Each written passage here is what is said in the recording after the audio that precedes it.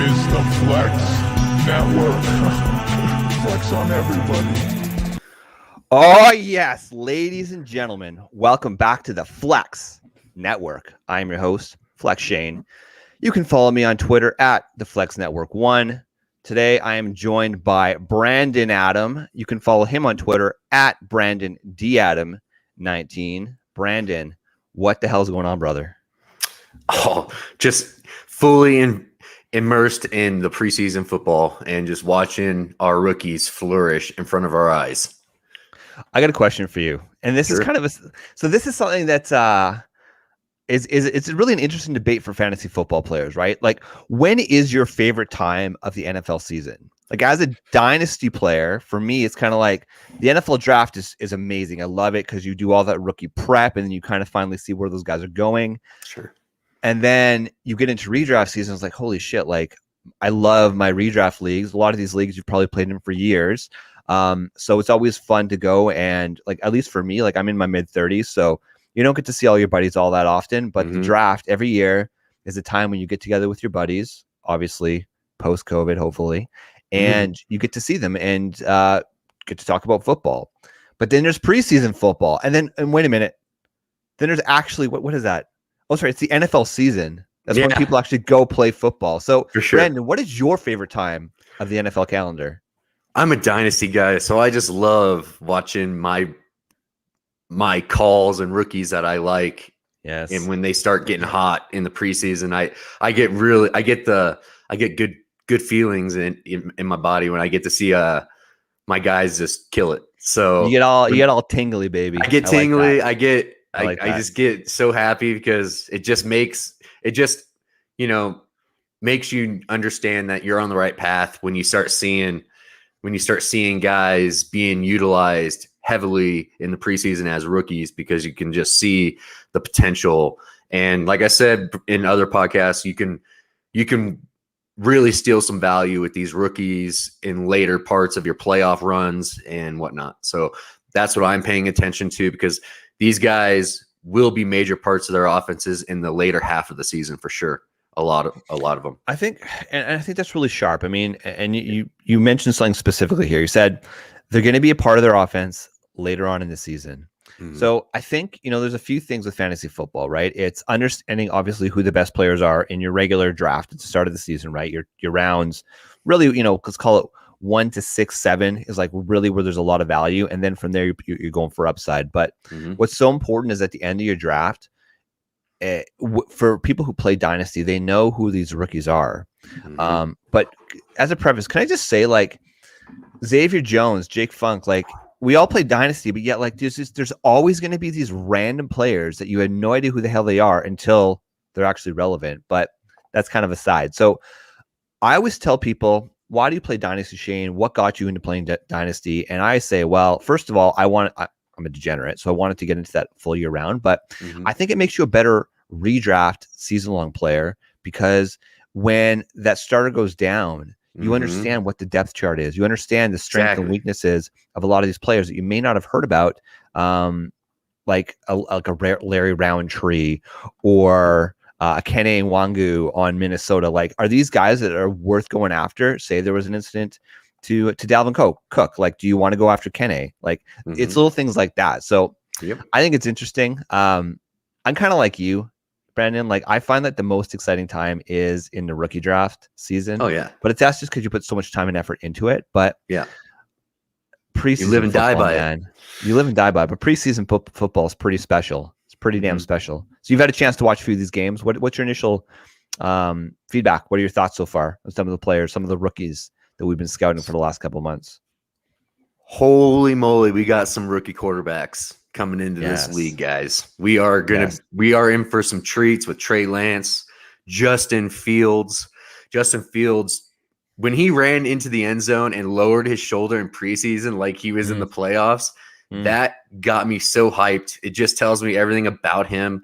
And he's just, the guy is going to make that Bears offense a lot different this year. I'm excited for that Bears offense. That's kind of crazy to say, but I really feel like his presence, I mean, he's literally Cam Newton with a better release.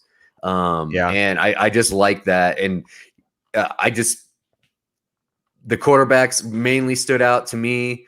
Some fire wide receivers. My guy Rondale Moore got to show out a little bit with Hopkins and AJ sitting, and they gave him 25% of the target share in the offense during the preseason when he was on the field, and they got him just going in the most creative ways, exactly how I pictured how they would use him.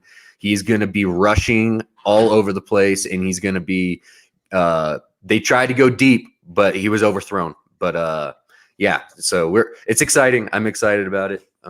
We need like a PSA, Brandon, for every time you talk about Rondale Moore. It's like, ladies and gentlemen, this is Brandon's opinion. He is higher than everybody on Rondale Moore. He is higher guys. than you like on Rondale I'm going to Moore. be so ridiculous if this kid just becomes a real star, and like I believe he's going to be. I'm going to be very hard to tolerate for sure. I love it. I have a lot of dynasty shares of Rondale Moore, and I sure hope that you are correct, Brandon. I do have one thing to say. Okay, actually a few things here. So you mentioned it. This is going to be an amazing year for rookie quarterbacks. I think that, reflecting back on the 2020 season at the running back position, and in dynasty, one of those early round one picks, because you wanted to get a piece of that insane running back class from last year. I really think that this is going to be the year of the quarterback. A lot of the times you look at these quarterbacks, and you in fantasy football, we talk about percentages, right? Like, we're never going to get everything right, but you talk about percentages. So there's a good chance that probably one of these quarterbacks is going to bust, right? It's going to suck, but there's a good chance that one of these quarterbacks is going to bust. But I got to say, the person that I thought was going to bust the most was probably going to be Zach Wilson, but I'm not sure about that, because I feel like they're doing everything right for their young rookie quarterback in New York. You look at Trevor Lawrence, one of the best prospects since Andrew Luck. I don't think he's going to bust.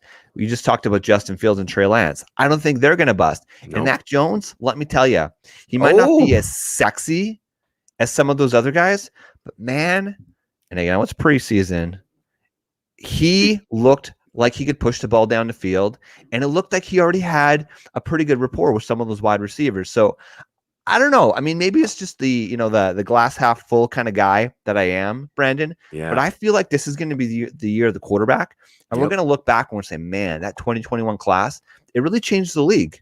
1000% agree with you.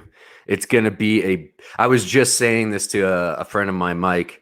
I just said that we are in for one of the most special times in the NFL.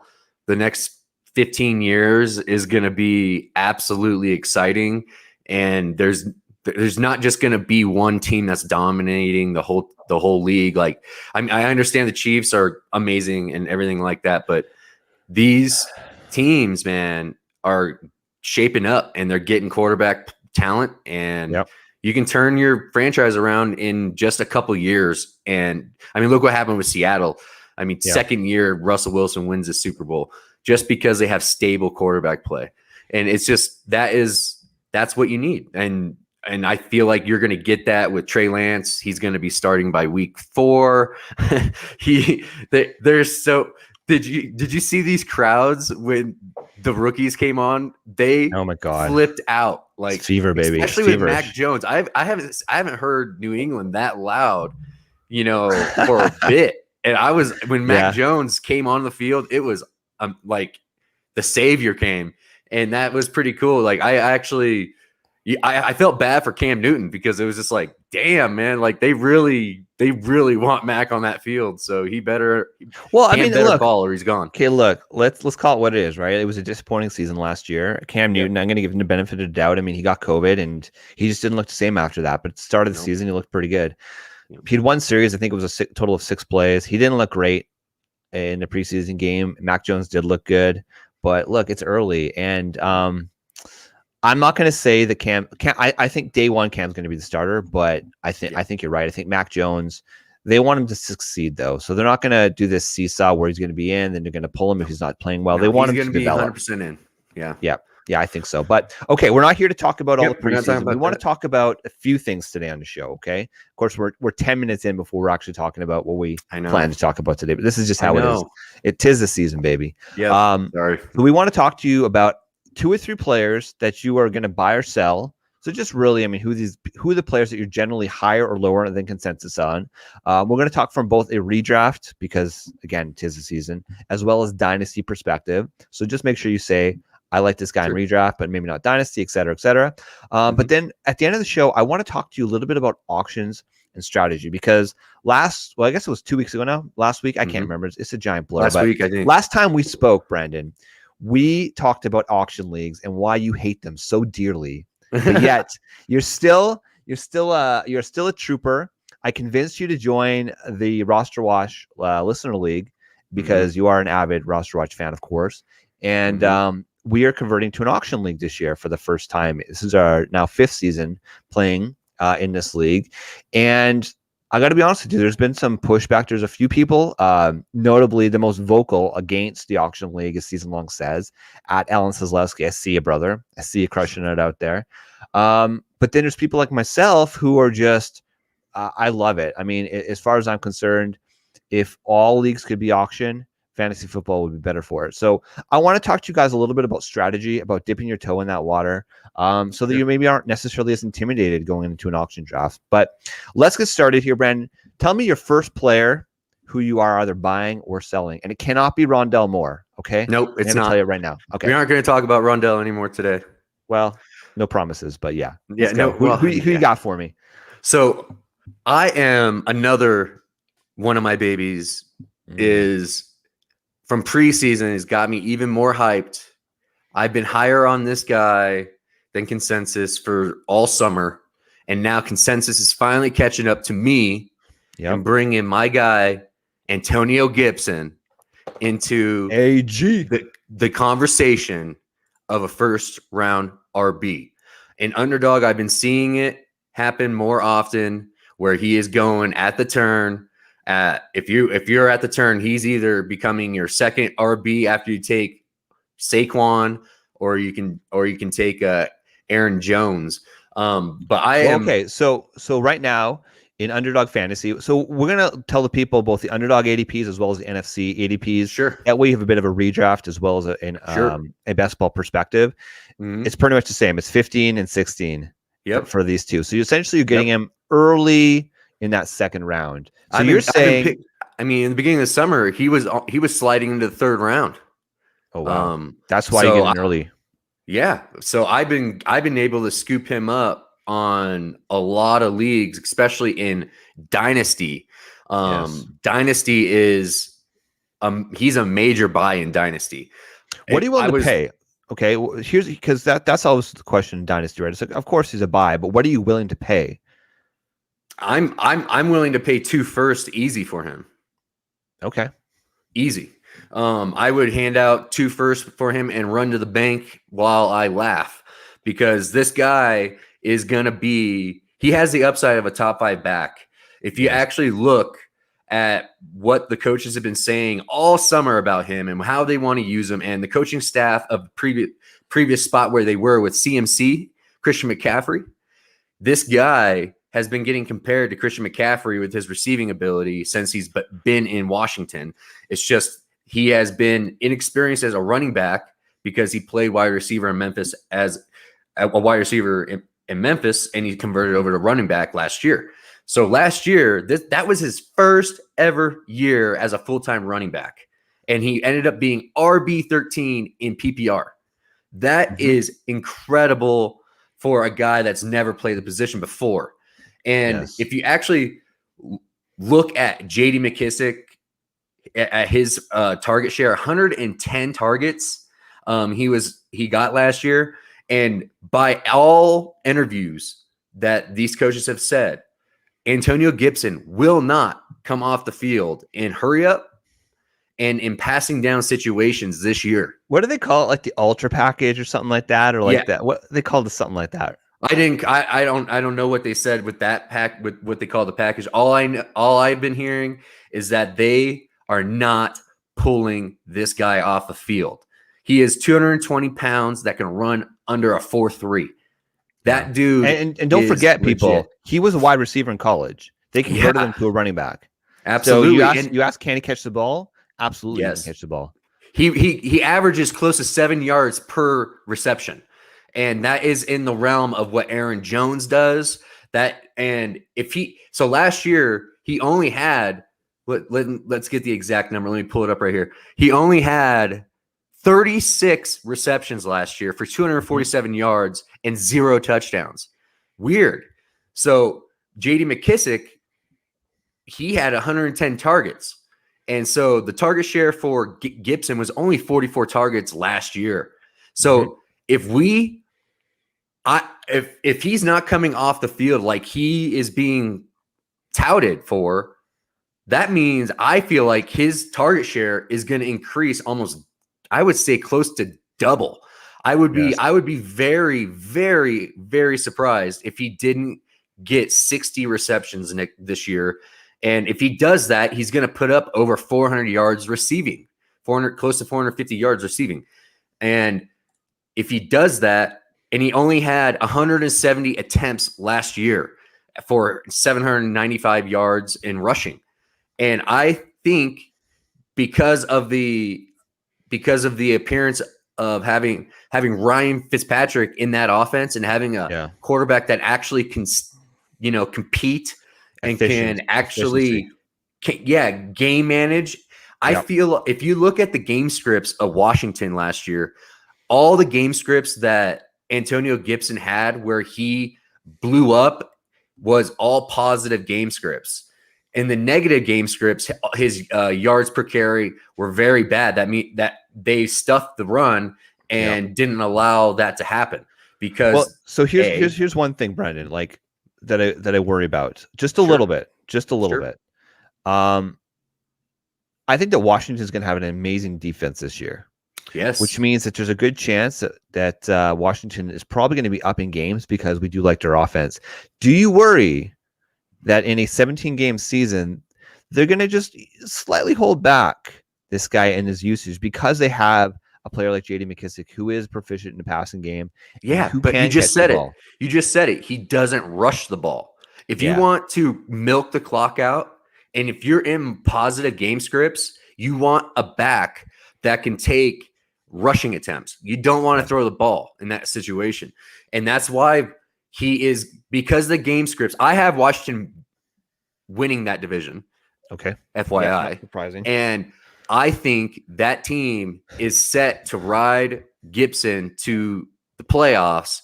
And I think J.D. McKissick is going to only get like 75 targets this year.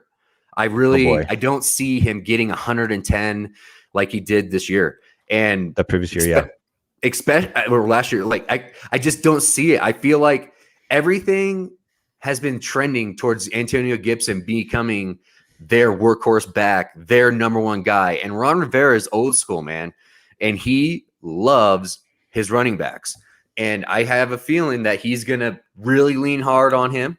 And if I think he's going to get somewhere around 1,400 total yards, 1,500 total yards, because he's going to break 1,000 rushing yards. He's going to get 230 plus attempts. Oh, he's totally healthy. And he did play last year. What brought down his yards per carry, he did play with a turf toe for a couple games towards down the stretch, and he just didn't look right.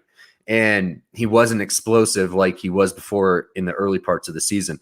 And I feel like his yards per carry is going to be more towards that 5 mark than below it. And if that does happen, I see an RB that can get into the RB top 5 situation if the passing work comes. Yeah, he has RB1 like outcome in his range of outcomes. Like, that is in his realm of realistic. outcomes. He could be unbelievable.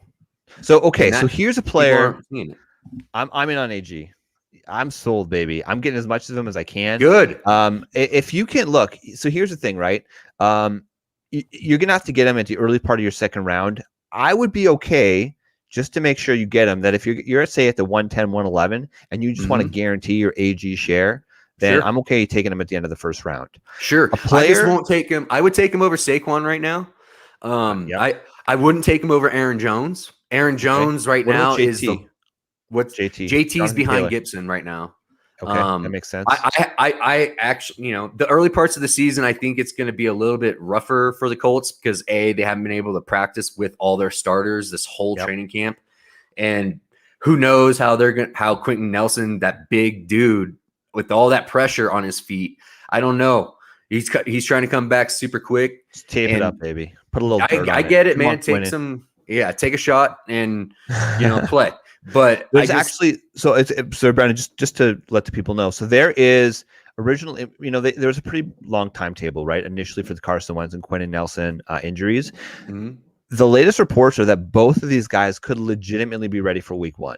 Now, to your point, obviously there's risk because they're not there practicing and getting those reps in, especially for a young team like the Colts that they really need every touch that they can get.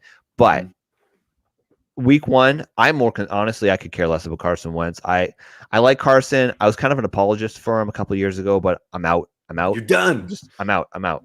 But Quentin Nelson, man, if he's going to be there week 1, I have no worries that my boy Jonathan Taylor is going to immediately just jump in. Taylor, you talk about RB1 upside. I think that he's got the talent. I think he's probably one of the most talented top 3 in the league right now, and he can catch the ball. But that's not the guy I'm going to talk about. Okay, so a player that I'm out on, at least where he's being drafted right now in redraft league. So in the NFC, this player is being drafted at 11 overall in underdog and 8 overall right now in NFC. That's Austin Eckler. Yes, I love Austin Eckler. But look, I'm taking Jonathan Taylor. I'm taking Antonio Gibson. I'm taking Devontae Adams. I'm taking Stephon Diggs. I'm taking all of these guys over Austin Eckler. Not because I don't like Austin Eckler. Guys, we've seen this before. They have Justin Jackson. They have Joshua Kelly, who's now in his second year, who we liked last year coming out. And you see it already in practice. You see it every day that Austin Eckler is going to be probably the guy between the 20s, right? From the 20-yard line to the 20-yard line, he's going to be marching him down there. But when you're on that 5-yard line, that 1-yard line, you're probably not going to have Austin Eckler running that ball in. So I just worry that when you get the high caloric plays, which is, of course, anything that can really get into the touchdown zone, because that's where the money's at, Austin Eckler is going to be on the sideline. And that worries me for a middle first-round pick. I love Austin Eckler. If I can get him after Antonio Gibson, after Jonathan Taylor, I'm sold on him. And look, I know that some people are pushing him right now saying they've got Austin Eckler easy. And that's the thing. A lot of really good analysts are saying they're willing to take him in the middle to end the first round. I'm not there yet on him. I'm just not. I'm sorry. I 100% agree with you. Yeah. His rushing ceiling is so low. He might get 130, 150 touches. Or yes, touches. His rushing ability isn't there.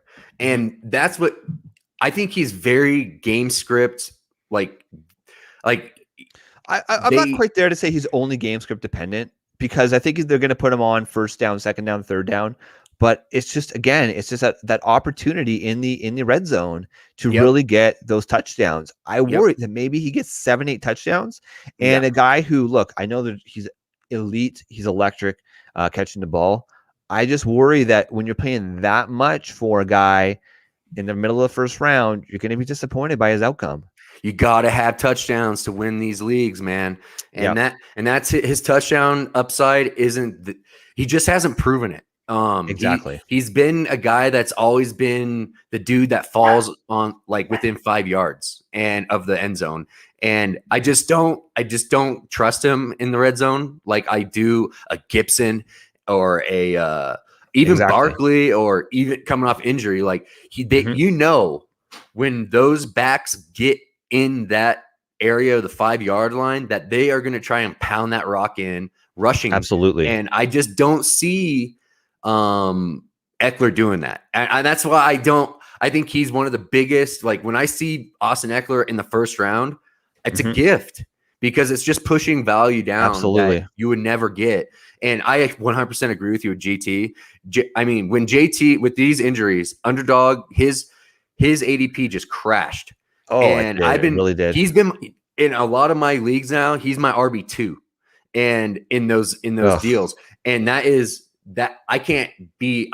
I have Antonio Gibson and JT as my 2 RBs on several rosters now, and I'm perfect excited start. about that. A perfect start to your draft was somebody Exactly. like Devontae Adams or Tyreek Hill. If you're, if that's your flavor, you come back, you get a Gibson, a JT, or some of the like, and it's just like, oh my god. Or the next guy I want to talk about, or the next guy, giddy up. and I've been talking. We've spoke about him a little bit, but I just want to pound the damn table for my guy J.K. Dobbins. J.K. Dobbins. Oh man, he is going to absolutely be electric this year with the fact that Mark Ingram's gone. Mark Ingram had 79 attempts last year. That's all going to be going to J.K. Just for the people, he's going 32 overall. Yes. in underdog, and he's going 28 overall in NFC. If so you that's look basically middle to end of the third round. Yes. And if you look at his yards per carry, he is number 1 in the league. He has 6 yards. That is so elite, and people are overlooking that and thinking he can't sustain that. But I think he will. And if he does, last year he only had 134 attempts for 800 yards. That is stupid good for that amount of touches. And that's the same amount of yards that Antonio Gibson had, but Antonio took 170 attempts to get to. He didn't even break 800 yards, but he looks like he's going to be getting more of the more of the receiving attempts his way. Well, and I feel like JK could too as well, because that's what he did. He did that so well at Ohio State, and there's nobody else on this roster that really is a pass catching guy. And I think JK is going to be that guy. And if he could just get, 40, 45, 50 catches, that's going to put him in the RB1 stratosphere. And absolutely. he is going to have over 200 plus attempts. And if he does that with six yards per carry, you're going to get serious numbers that is going to put him into the RB1 conversation, and you're getting him in the third round. I think that's the key here. And that's absolutely the key here, Brandon, is that in the third round, that's when you're either swinging for the fences for like an Allen Robinson type player, a Keenan Allen type player. But then you look at the other running backs going in his area, and you're looking at a guy like, well, there's Joe Mixon, but he's going half a round before. DeAndre Swift is David Montgomery. I personally would take Swift over Dobbins. It's razor thin for me between those two players. Chances are in a draft, I'm probably going to, if I'm doing 2 drafts, I'm in the middle of the third round and both guys are sitting on the board. Half the time I'm going Dobbins, half the time I'm going Swift. Okay. The advantage for Dobbins is obviously he's on a better team, right? There's going to be more opportunities for that red zone work. Of course, the risk is that Lamar is going to run a bunch of those balls in. Lamar's doesn't quite have the same tendency to check down the ball as maybe like Jared Goff does. So there's it's pick your poison. But I think that to hedge J.K. Dobbins, obviously in a standard league, right? Because he's probably going to get more touchdowns than in a full PPR. Maybe I'd lean Swift 0.5, 50-50. That's the art of the hedge, Brendan.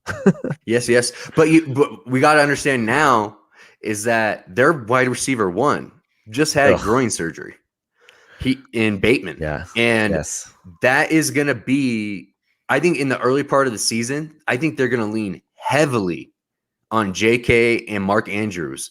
And I think JK is in for a big workload, and I think they really just were easing him in for some weird reason. They were easing him in, but he looked dominant throughout his whenever he got a touch, you can just tell when you watch guys that they are just more elite athlete, and the way he moves, he should have been getting a lot more touches. But Gus Edwards is great, man. He's one of the most efficient guys in the league. But now Mark Ingram's gone. So now it's a 1-2 type deal. And I feel like JK has a much better he's much more talented in the passing area than Gus Edwards. So if anything in the air to RBs, I think it's going to be JK. And like I said, I think he's going to be the workhorse, and I think he's going to get a ton of red zone looks. And yeah, you'll get vultured here and there by Gus Edwards throughout the season, but that's just part of fantasy football nowadays, is that you're going to have a second back that's going to come in and ruin your day once in a while. I mean, even Aaron Jones has AJ Dillon to deal with, that, and he's going in the first round. And this guy, JK, is just as efficient, if not more, on the ground than Aaron Jones. Yeah. So if you're getting that kind of upside in the third round, and you take that if you take that first round wide receiver, let's say you take Devontae Adams, and then you go and you take your Gibson in the second, and then you come in and you get JK in the third. I mean, chef's kiss. I mean, how can you be upset about that? And all those guys have top 5 upside for the position, and that's what we're screaming at the Flex Network. That's what I do. I only look at the upside of these players. Like, I really don't care what their floors are. I really don't. Like, I'm not about safe picks and about safe guys. I'm about looking forward and trying to find the value and what coaches are trying to create their offenses in this year. Too many people look at last year and what's going on, what happened last year, instead of trying to project forward and seeing what these guys can turn into. And that, when you do that correctly, and I feel like that's going to happen with Antonio Gibson and JK, is that you're going to get a lot of people are going to be surprised about their production this year, because they didn't show it as much last year, even though Gibson turned in an RB13 year in PPR. Here's the thing, insane. Brandon. Okay. And I love what you just said there. I love that you said you play for upside. Okay. All things being equal, you're playing in a 12-person league. You have, all things being equal, just over an 8% chance of winning your league. 8% chance. When we're talking about fantasy football, we're talking about percentages. How do you win on the margins? Yeah. And if you are playing it safe in the third round and you just want to get a safe player, that's fine. That's cool. That means you have your 8% chance to win the league.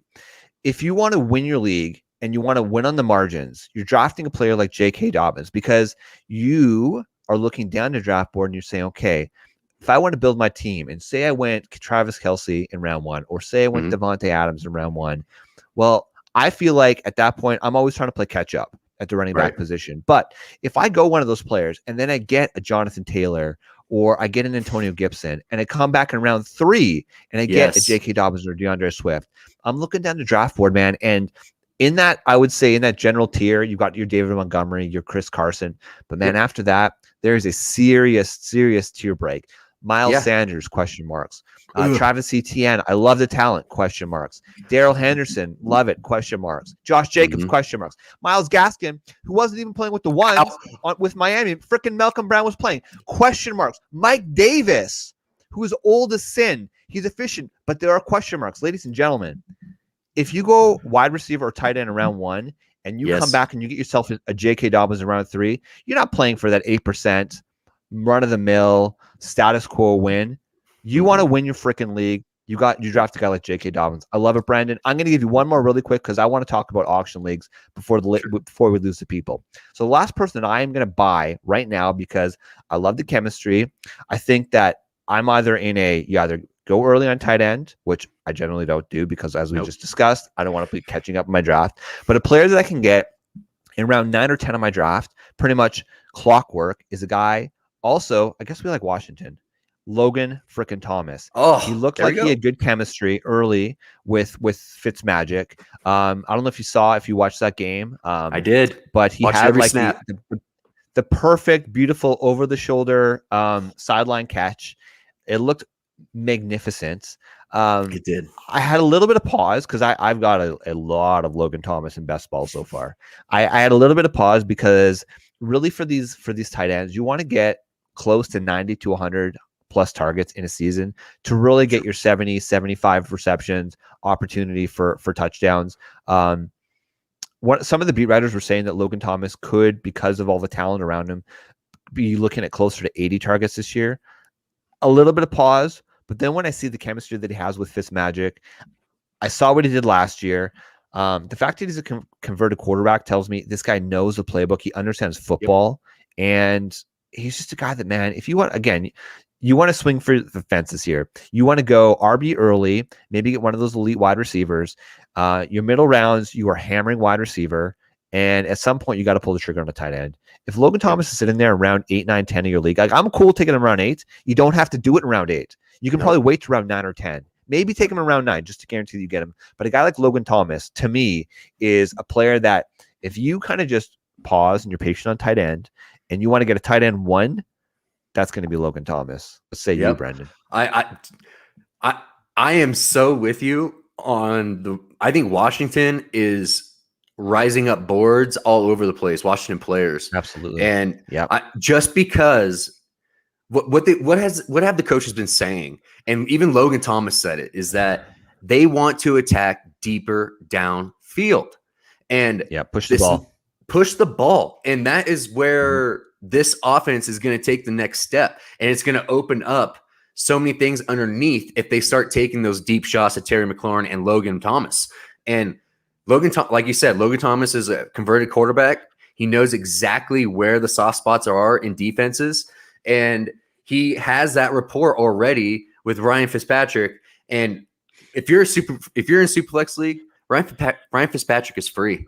He can be your QB3. And he is free. It's crazy. And you can, and I'm rolling with him as my QB3 in leagues, and I am happy about it because this offense, I really think this offense is going to take a huge step forward. And I think it's because of Ryan Fitzpatrick and Antonio Gibson, and it's going to open up things for Logan Thomas. I have Logan Thomas on rosters as well, so I'm right there with you. I think you're on to something with Logan Thomas. You know what's kind of interesting about Ryan Fitzpatrick? Other than his days in Buffalo, this is the first time he's actually come to a team and he's projected to be the starter. He was signed to be the starter. Yeah, they want him for the starter, and of course, look, there's always that fear that he's going to turn into a pumpkin, throw 5 interceptions or something in a game, and they're gonna pull him. But what, for Taylor Heineke? Exactly. Like, who? Like he's good for who? Like, yes, he played last year. He played gallantly in the playoffs last year against Tampa Bay. Okay, fine. He's looking okay in camp. He didn't look great in the preseason game. I think this is firmly, I said it, Ryan Fitzpatrick's offense, it's his team. And I think that look, you can buy any of these Washington pass catchers, any of these Washington skill players, and we're pretty cool with it. So and they're on discount. I mean, look at Terry McLaurin. He's in round 3. A lot of he drops down to round 3. What's his ADP in Underdog? An Underdog is 27. So it's definitely moving up. Exactly. And this guy is going to get 140 targets, man. Like he's going to get the sharps are in on him. Yeah. Like Terry McLaurin is a steal in drafts right now. And I'm a huge Terry fan, and he was banged up last year too. And look what he's a lot like Hopkins. He flourishes with bad quarterback play. And now if he gets a decent quarterback, like he's going to be able to put up some monster numbers as long as he stays healthy. Love it. Love TMC. I guess we're in on Washington. Let's just call it what it is. I agree with you. Coming. I think that it's, I mean, the Giants look like a mess. They just look like an absolute mess. The Eagles, they're the, let's call it the Houston Texans of the NFC. They look just atrocious right now, unfortunately. I love Jalen Hurts. Great for Jalen Hurts. We're not going to talk about Jalen Hurts, but I think that it's going to be between Dallas and it's going to be between Washington. Yep. You compare the two defenses, it's not even close. Washington is the top, probably 5-6 defense in the league. Offensively, it's definitely a conversation. I love Dak. I'm a huge Dak guy. I'm a little bit worried. He's going to regress. People are drafting him to be what he was doing last year.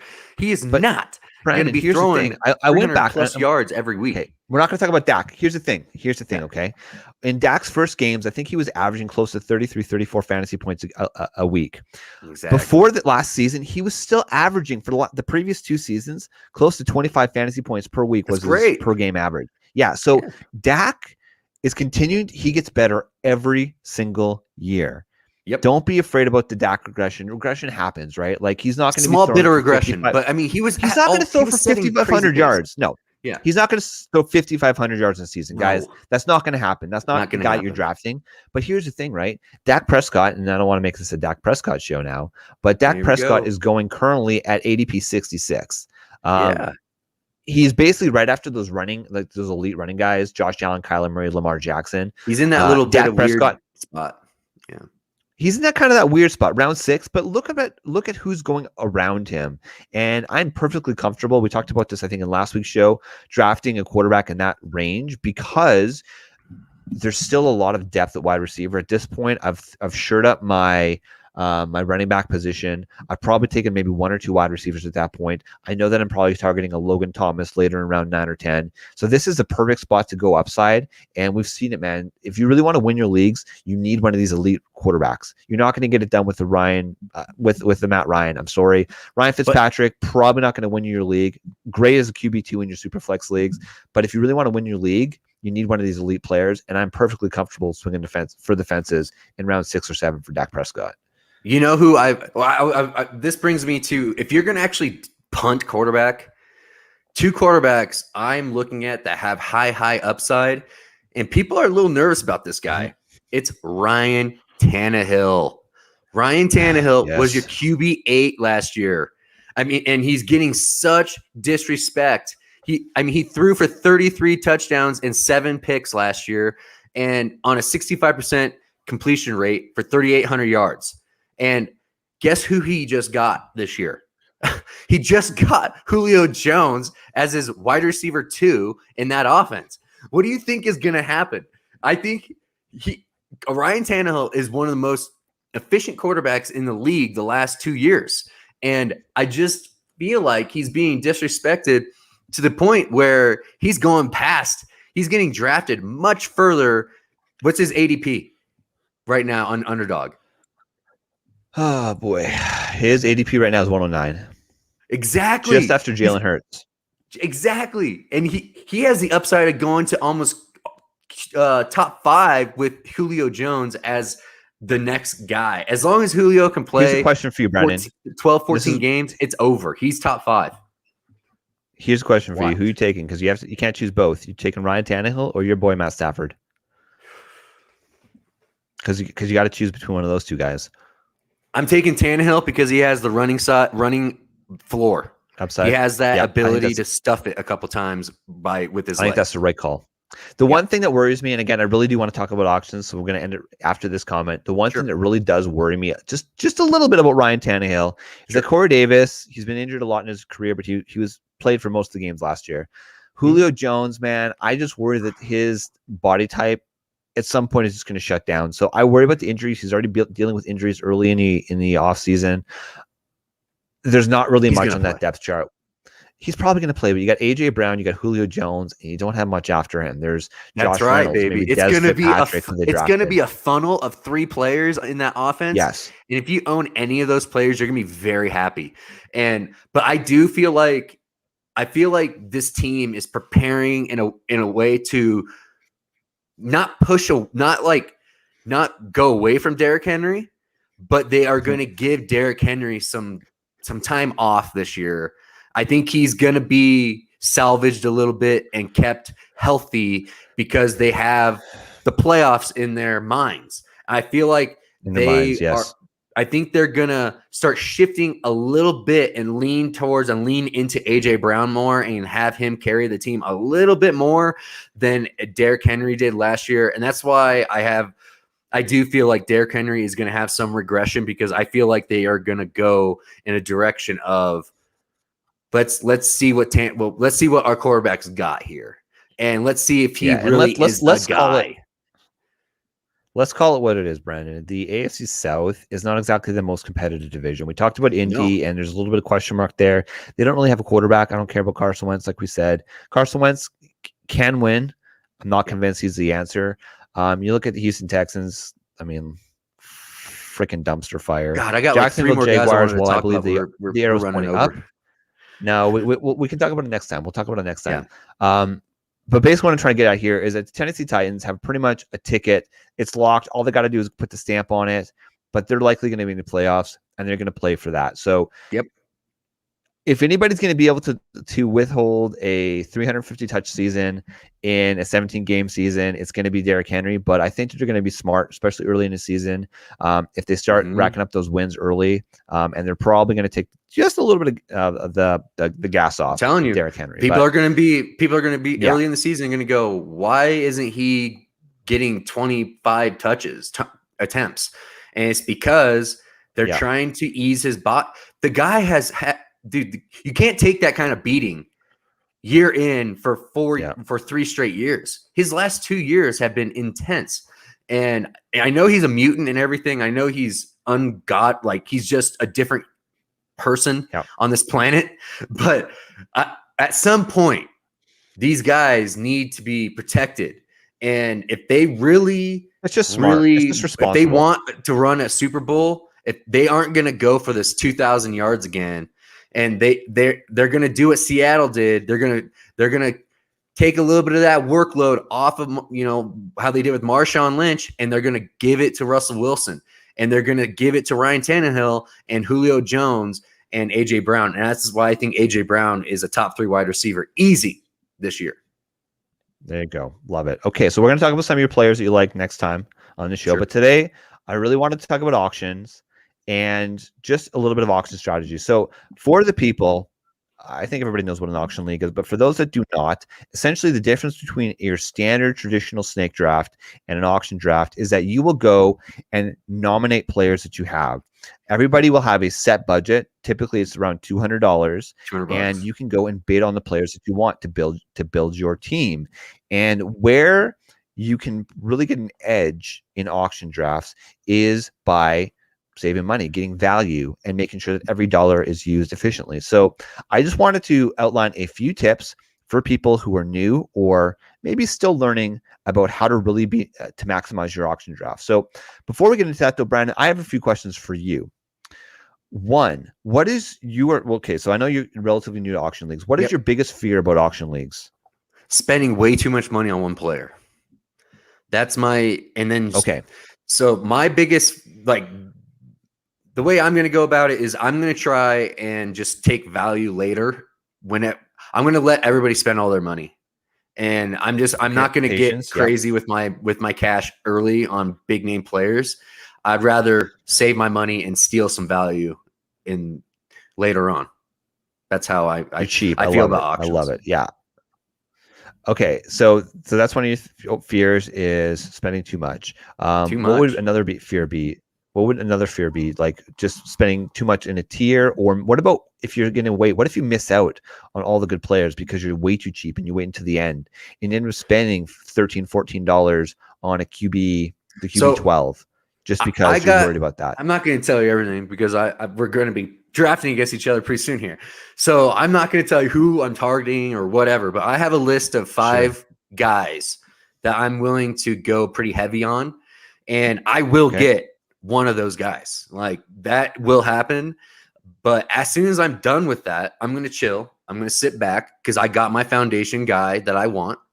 And after that, I'm just going to let the value fall where it may. And I think I'm going to be able to steal some players later because everybody's going to go so hot and heavy in the beginning. I don't know, how people are going to be able to fill out their roster if they go, $75 for Christian McCaffrey. Like, how are you going to do that? I don't get it. Like, I don't know if those players, if those teams win. That's why I don't play auction leagues too much. So that's why I'm learning, just like everybody else in this stratosphere. We're all learning. Look, you're way more different. experienced than me. What's your for your 2 top running backs? What's your budget? Okay, let's we're taking a step back here, Brandon. We're going to take a step back. We're going to peel back the onion a little bit for the people. Sure. Okay. So there's a few different, there's lots of different approaches you could take for auction leagues. There's a cheapskate like yourself where you want your value, baby. You're not willing to overspend. That's totally fine. There's the other approach where people have more of a studs and duds approach. Well, they'll pretty much spend all their money on, call it 4 or 5 guys and they go all in, and really it's industries or it's injuries be damned, it's death be damned. I don't care. I'm getting Christian McCaffrey, I'm getting Alvin Kamara, and I'm getting AJ Brown. And then I'm just going to wait and be patient on the rest of my players. So there's a lot of different approaches you can take when you're doing a strategy, doing an auction. The number one most important thing to do when you go into your auction drafts is obviously you have your draft board. Okay. Now, whether it's you build your own draft board because you're maniacal like we are, or maybe you're doing your expert consensus, you're going to look at Fantasy Pros, or maybe you subscribe to a website such as a Roster Watch where they lay out the draft plan for you. These are all good things. Now, in a lot of these the draft guides that you can find out there, whether it's a magazine, they will have, of course, their rankings, and then next to the ranking, they'll have an auction value. That is fantastic.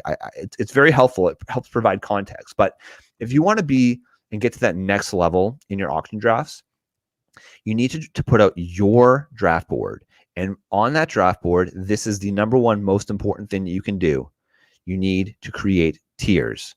If you've been listening to me on the Flex Network, the one proponent that I have when I build my draft board is I have tiers of players. And the reason that is important, so much more important than obviously in just a regular auction or your snake draft, is because say you've got a tier of 3 or 4 players, you know that if there's a bid and it's getting a little bit above that pre-assigned value that you said, okay, let's say Christian McCaffrey is worth $63, okay?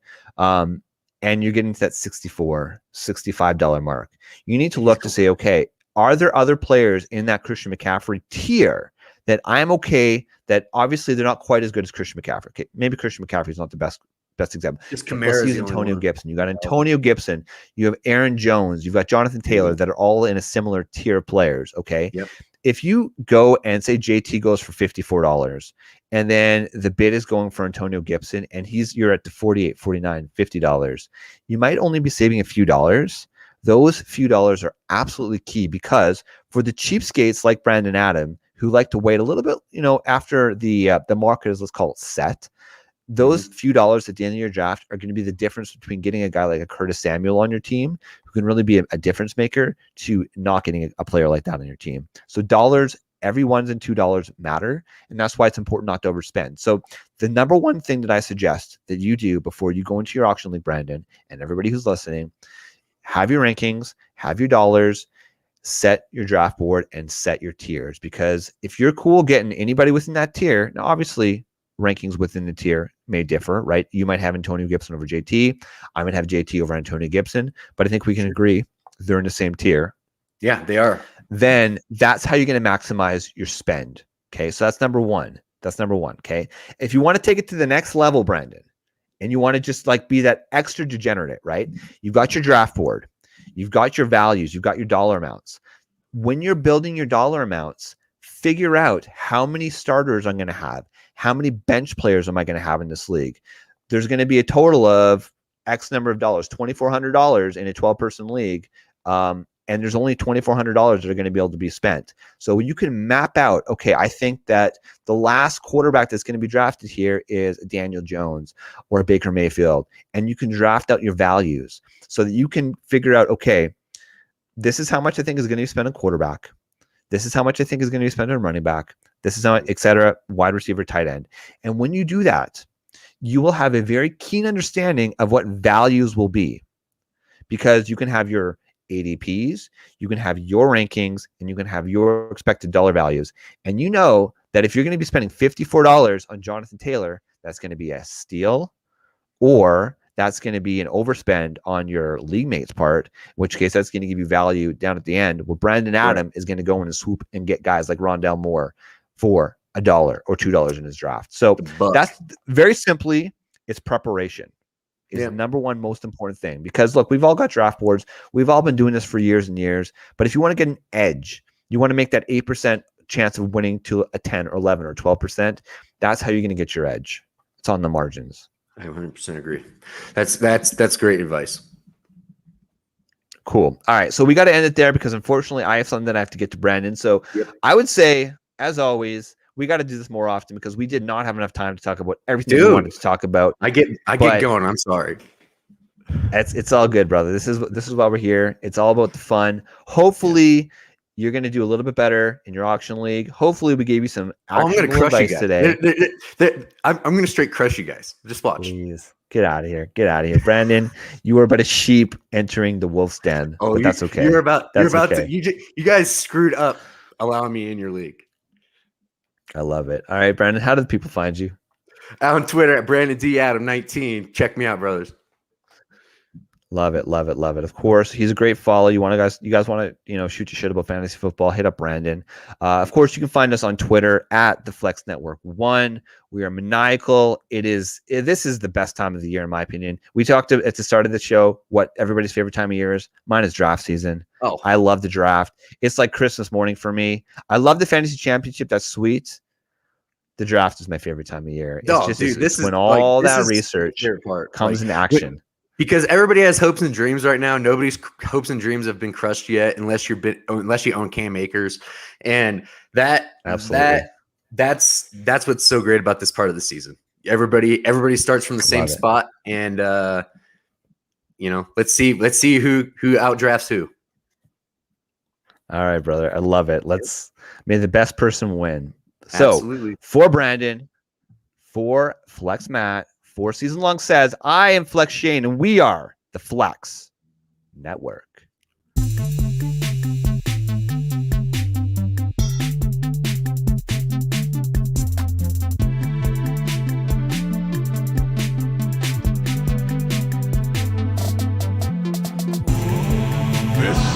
is the Flex Network.